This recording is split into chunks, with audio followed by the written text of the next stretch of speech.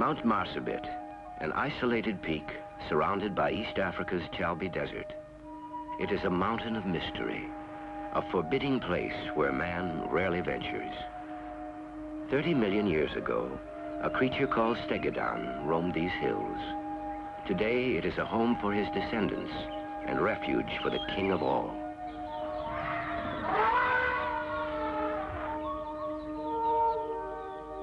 On Marsabit, there lives a great brute called Ahmed, master of the kingdom, the largest elephant of all, Ahmed of Marsabit. Come now as we search the plains and swamps and mountains for the story of Ahmed. Come to the land where the long-trunked, large-eared beast is king. Come to the land of the African elephant.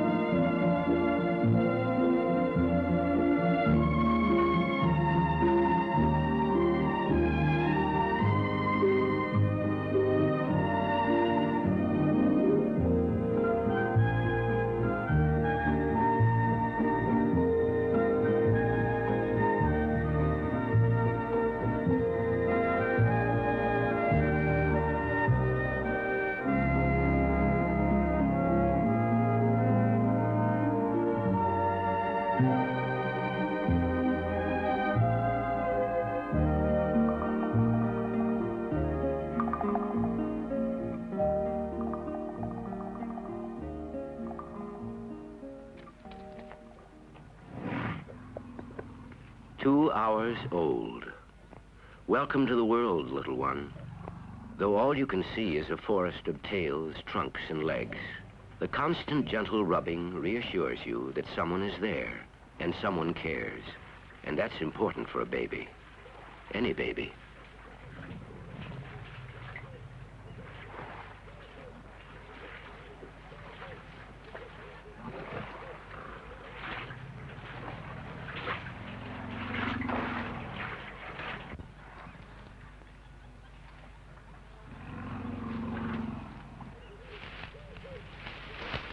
To a baby elephant, a mother's trunk are the hands of love.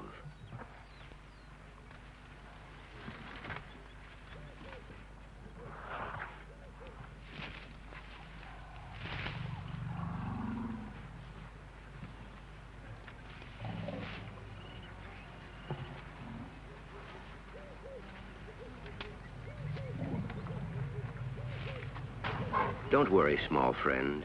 If you slip, Mother's trunk will come to help.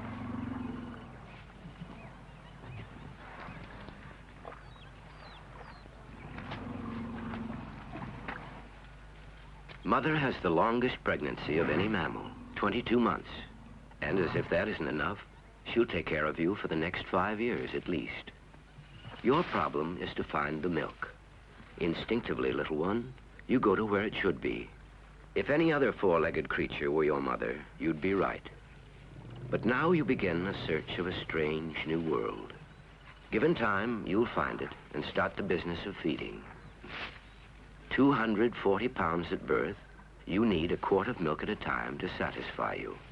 And for a 2-foot 9-inch baby, it takes a lot of perching on hind legs to pack away 7 quarts a day.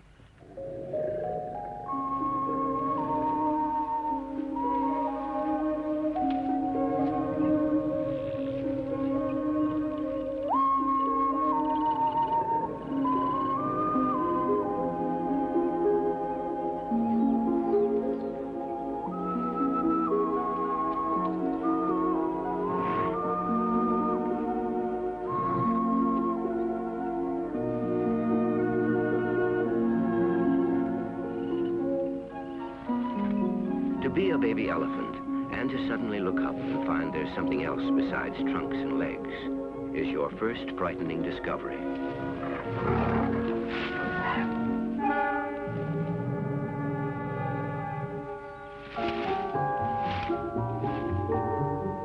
Older elephants face little danger of attack, but the babies of the family cannot protect themselves. In the presence of hunters, like the wild dog, an angry alert is passed to the herd, and the dogs will be chased away.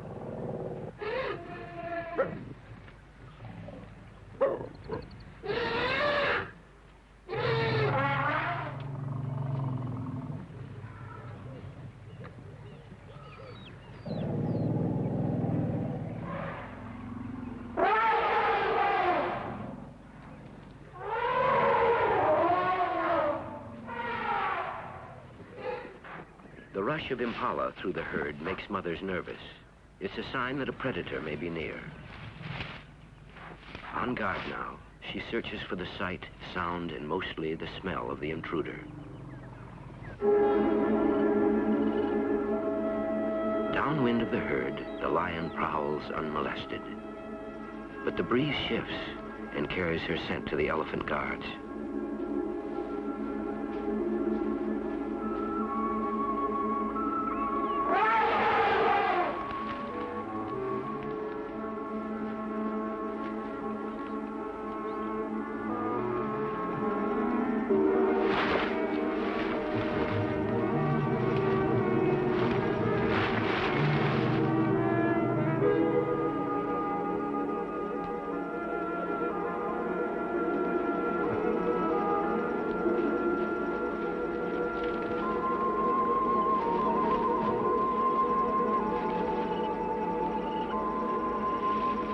Rhinoceros and elephant usually don't argue.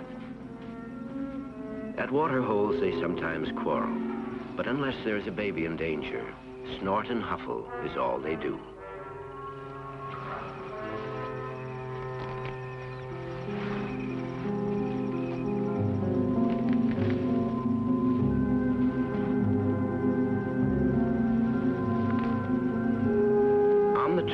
The grandmother, matriarch of the family, leads the herd.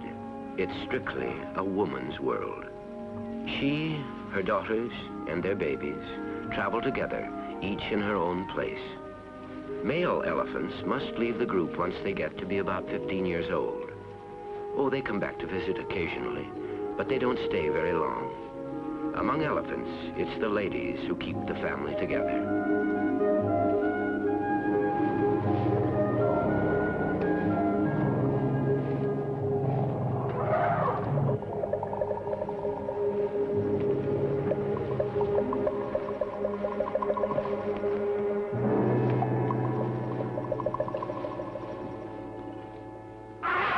A call for help mobilizes the family. A frightened mother has signaled the herd that her child is sick.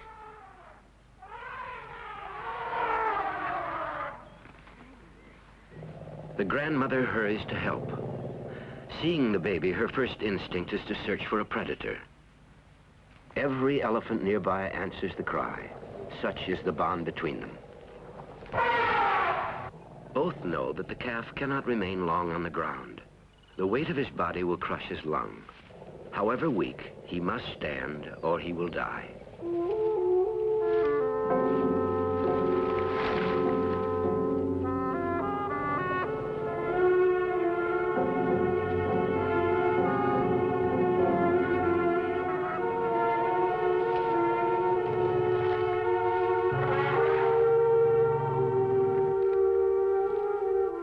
Reassurance, warmth, love. She calms and soothes her baby with her ever-loving trunk. Wherever they go, he will go. In a world where only the fittest survive, the elephant uniquely takes care of the weakest. In other species, the cripple would not endure, for he slows the herd. Among elephants, he survives, for against the hunters, they protect their own.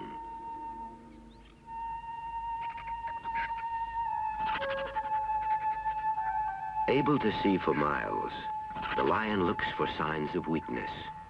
Like the vulture, she wants helpless prey. So too does the hyena. For the wildebeest, the instant of greatest danger is the moment of giving birth.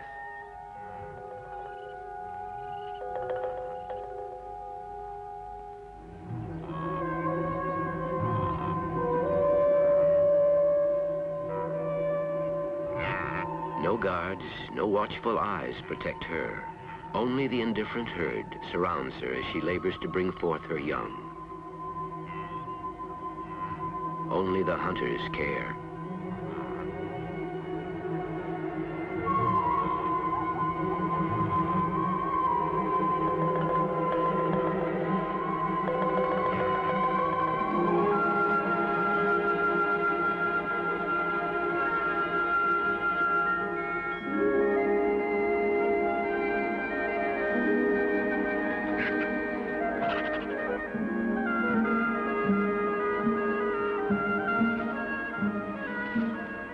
The baby stands within 5 minutes of being born.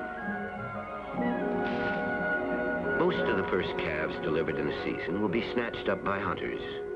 If this baby is to live, he must learn to run. All his life it will be his only defense, and always danger will surround him.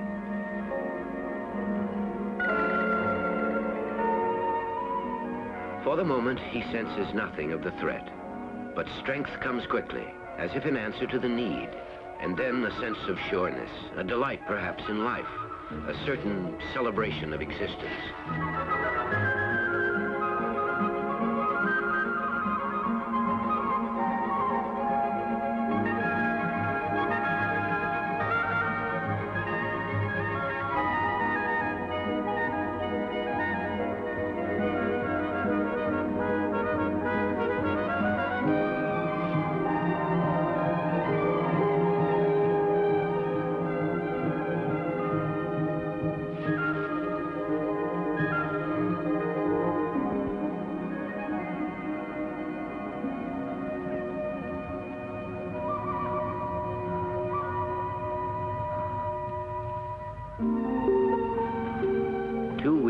And 100 quarts of milk since birth, and all you know is that you only feel safe being close to your mother's side.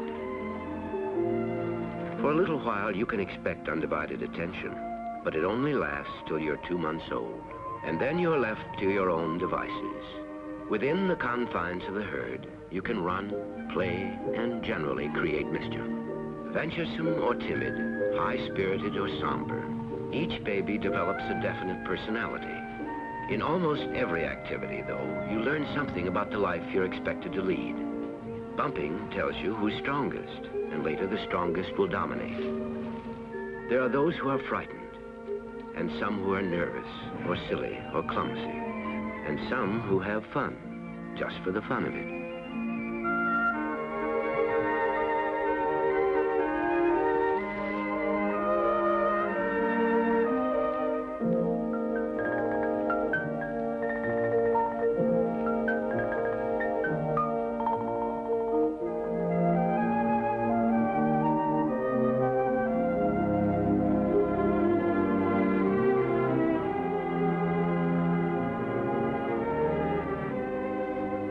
You've gotten braver now.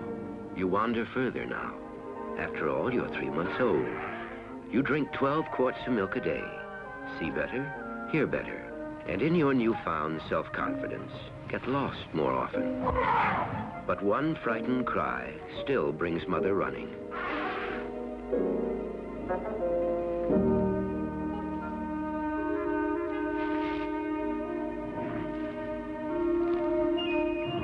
What a wonderful thing is a trunk. It hangs and swings and twirls, and you haven't the slightest idea what it's for. But you poke around, finding things it can do. You'll copy the manners of eating, the masterly art of plucking the roots, sifting the dirt, and transporting the stuff to your mouth.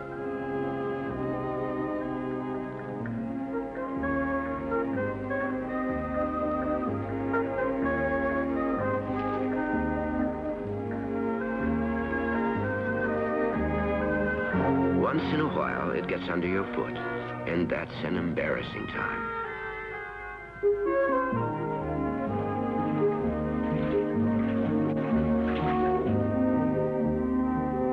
Soon you'll be expert at handling a trunk, but right now, it's a frustrating thing.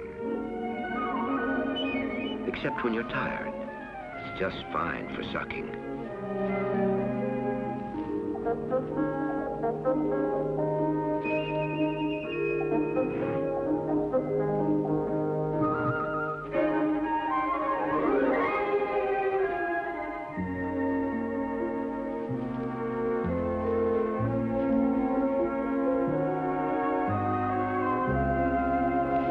Few creatures are equipped with such a versatile instrument.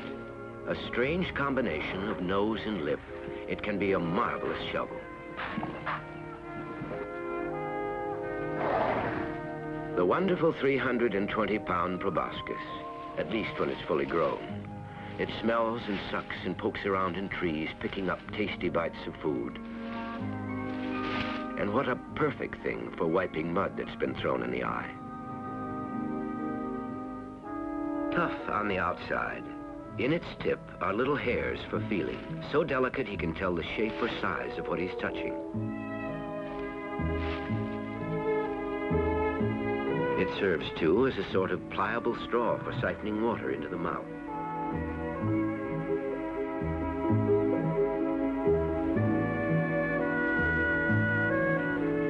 As always, the babies must practice a lot. Except in deep water, where breathing is the game, not drinking. There's nothing like a trunk for shaking hands. Shaking trunks, that is. A gesture of friendship in the elephant world. But above all, a trunk is for smelling, the elephant's link to the world beyond his very poor eyes. He depends on smell to know who's where and doing what. Imagine now if you had to carry around a 300-pound nose. What would you do with it when you were sleeping?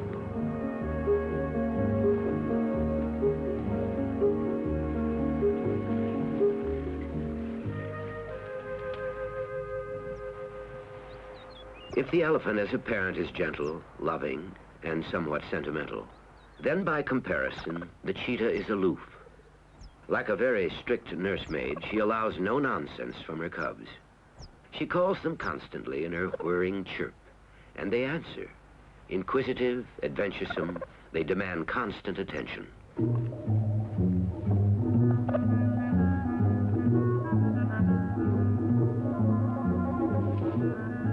Of all the mothers, she is the busiest.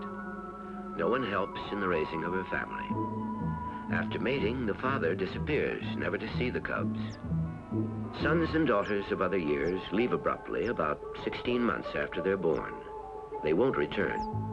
Even brothers and sisters part company, neither seeing nor caring for the other.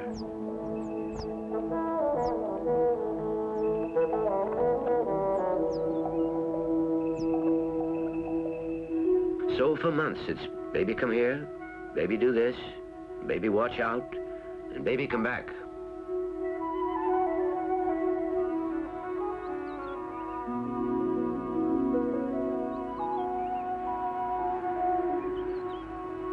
As the time for hunting nears, she finds a convenient burrow in which to hide her cubs. They'll have to be tired enough to sleep, so she'll have time enough to stalk and kill her daily meal. Cheetah or elephant, without touch and affection, no baby survives. But for the cheetah, kindness has a purpose. Play makes them hungry. Food will make them sleepy, and then she can hunt.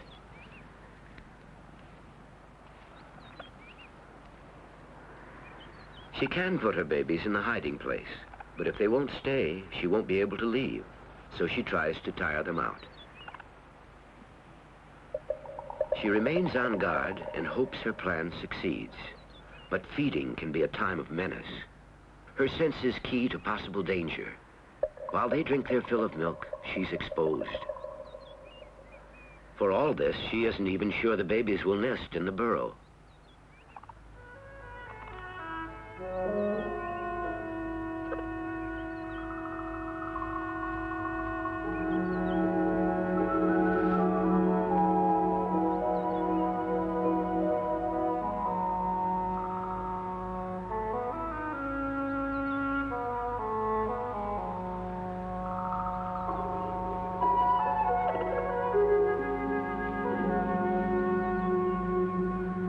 For the kill, she depends on her ability to run at 60 miles an hour, but she cannot sustain it for more than 15 seconds.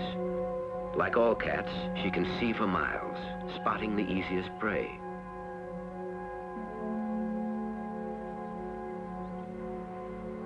Once she selects a target, she will move to hunting distance.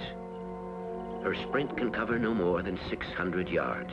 Bigger creatures like the zebra and wildebeest won't do. She wants young, small game.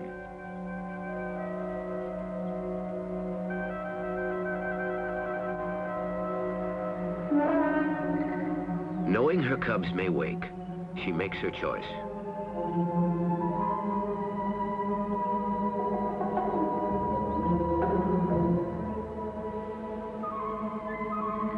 Of all the cats, none is a better hunter.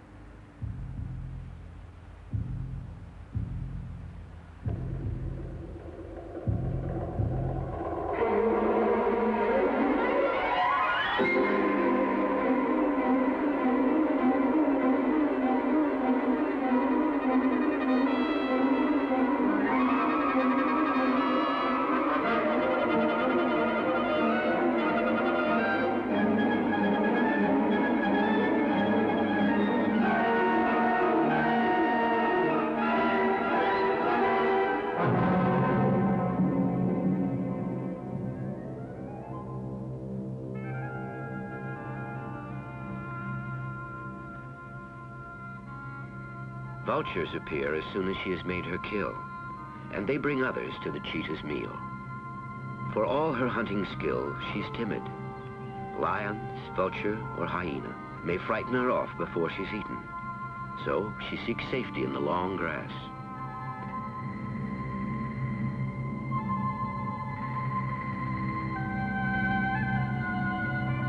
Time bothers her.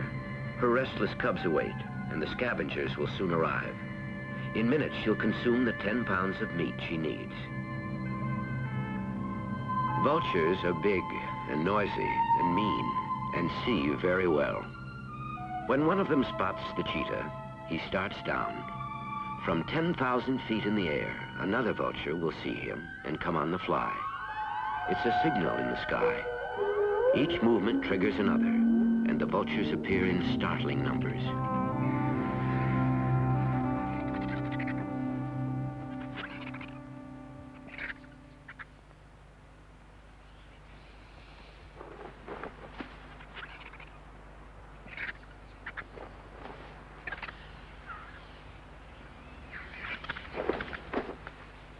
feast for one is a feast for all.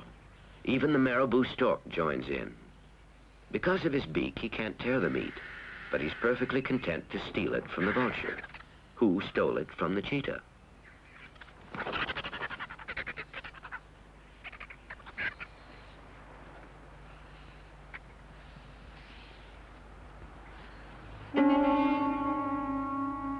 Meanwhile, back at the vulture's nest, there's trouble.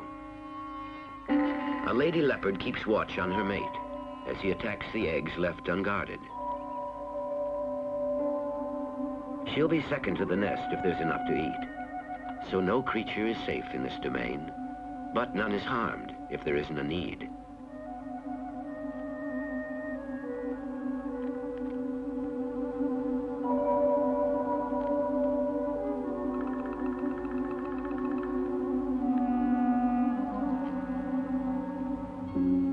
Elephants grow slowly, mature slowly.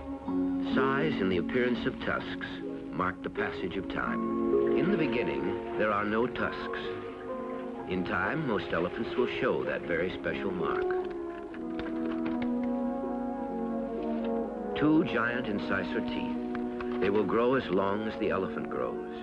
But practical use grinds them down, and sometimes they're splintered by the effort. One tusk at a time is used, and quite often it will be broken. Right-handed elephants use their right tusks, and vice versa for the left-handed ones. Contrary to belief, an elephant does not automatically become an outlaw when he breaks a tusk. If he needs help, the other members of the family will come to his aid. Above all, the tusks are a mark of identity, and like people, the tusks come in all sizes and shapes.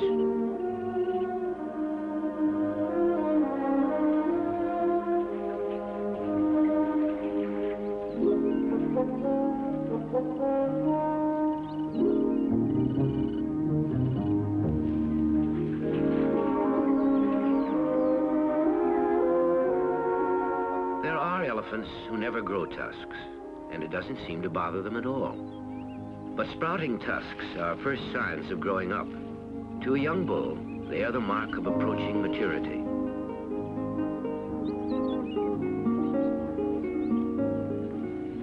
Ten-year-old males roughhouse.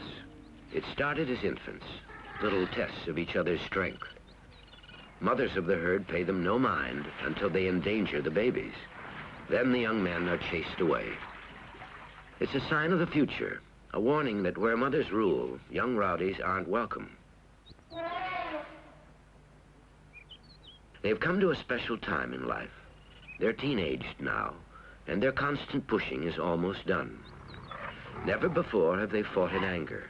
Rarely will they do so in the future, for these tests clearly name the strongest.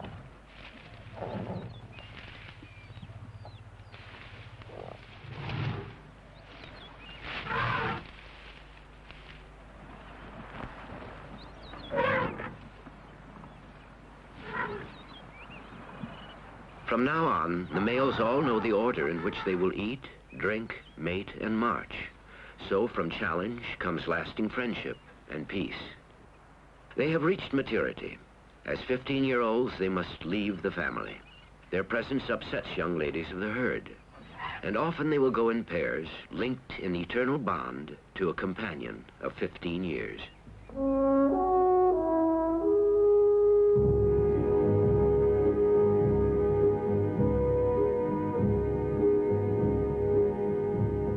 Like the fabled Ahmed of Marsabit, the placid giants wander the face of Africa in peaceful solitude. The male has no place in the elephant family, except to mate or occasionally to feed in pleasant pastures. But they don't stay long. They become so accustomed to exile that they prefer to wander alone, pursuing their life on the open plain.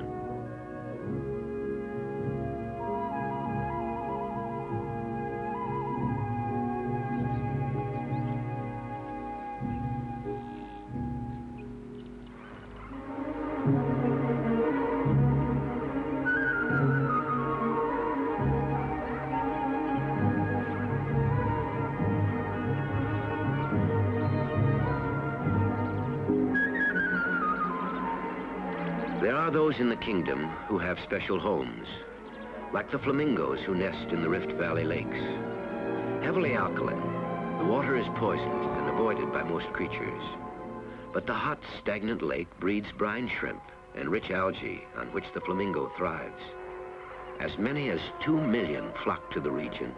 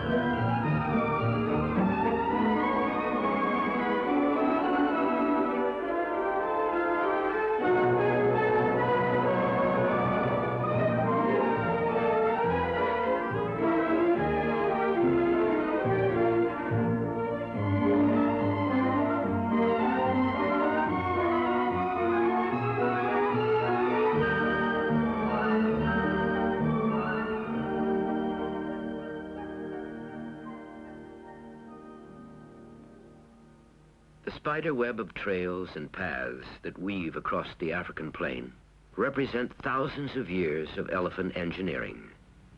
Where they have gone, other animals have followed, wearing deep ridges in the dust. Forever seeking food, the elephants prowl the countryside, carving their mark on the face of the land. The elephant begins life a basic gray, all of them virtually the exact same shade. In blanketing their skins with protective coating, clay, sand, and mud, they take on all the tones of the earth.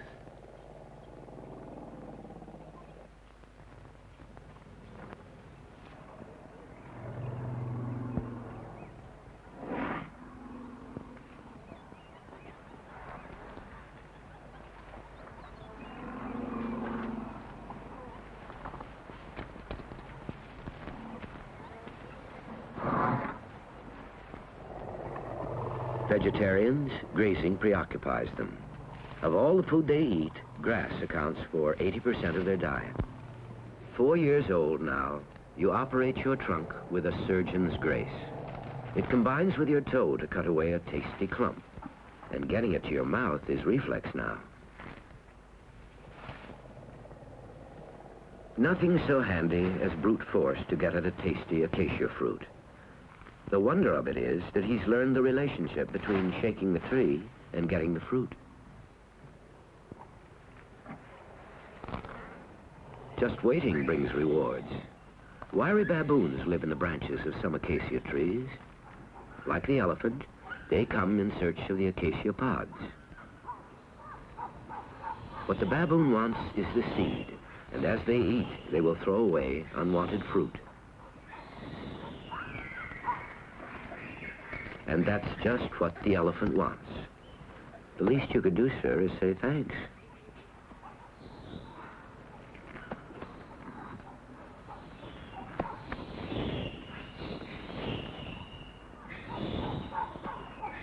It takes enormous patience to gather and scoop the fruit into worthwhile bundles, at least enough for a mouthful.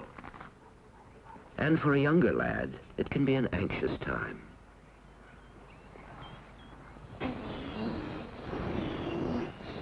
Between baboon and elephant, there exists a harmony of purpose. The acacia fruit and seeds.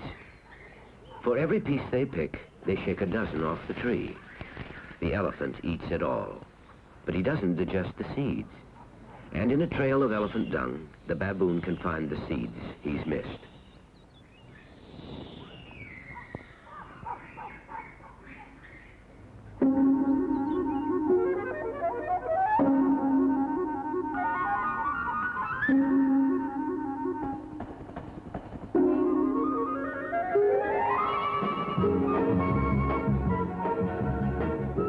has no place in nature's scheme. What the baboon may leave behind, the scarab puts to use. By her other name, a dung beetle. 1 inch long, she converts the scattered elephant droppings into breeding grounds for next year's kin.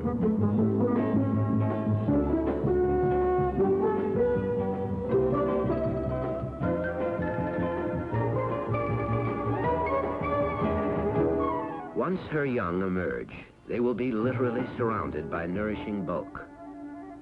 But construction of balls more than 10 times her weight amounts to a monumental engineering feat, demanding incredible energy. Selecting her tuft, she carves it to size. So strange is her life that it prompted ancient Egyptians to revere this beetle.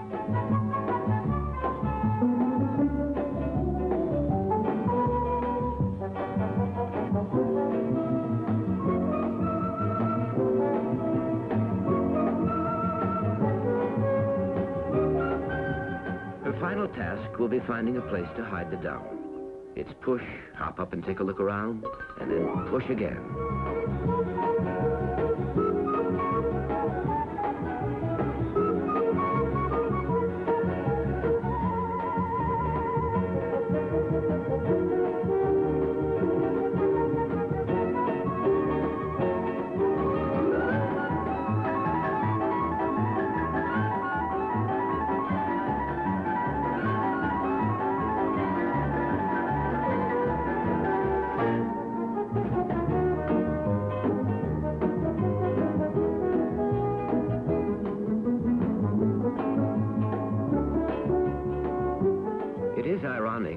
Occupation, that the one sense the dung beetle relies on most heavily is smell.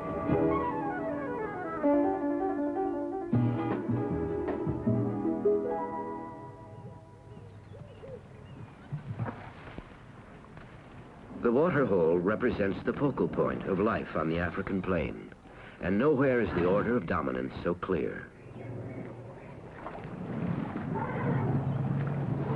The elephant rules in his own gentle way. 6 tons or more of lumbering majesty, few dare challenge him. Confident, he seeks only to fulfill the simplest needs of survival. For each of his number, some 45 gallons of water.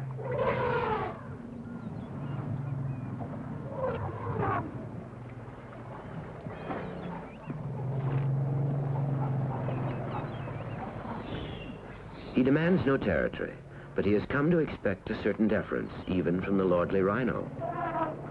At times like these, 2,000 pounds of horned anger nervously bows to the will of his neighbor.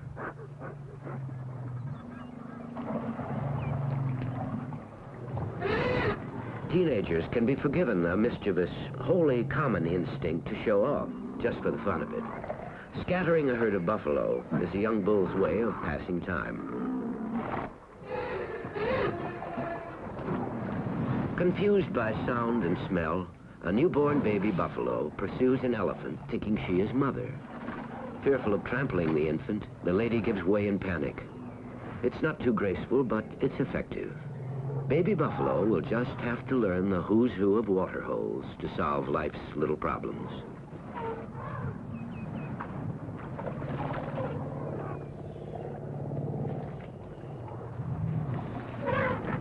In rare moments of anger or fear, he may injure other creatures, but for the most part, he exerts authority in a somewhat quiet way.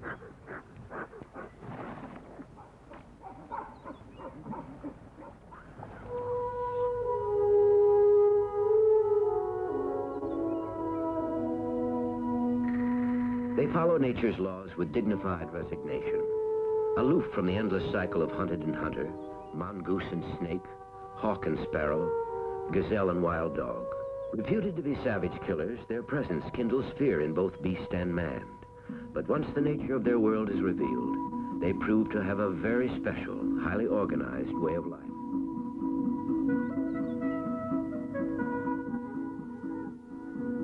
Their packs are small, tightly knit, and governed by distinctive rules. They divide all work. While some hunt, others protect the young. Pups and the guards share equally in the food.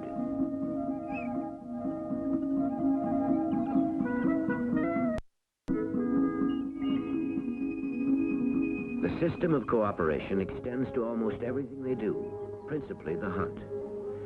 Even the outside, for they are the most efficient trackers of all. They know that most when chased run in large circles, so they set a trap, and they do it in total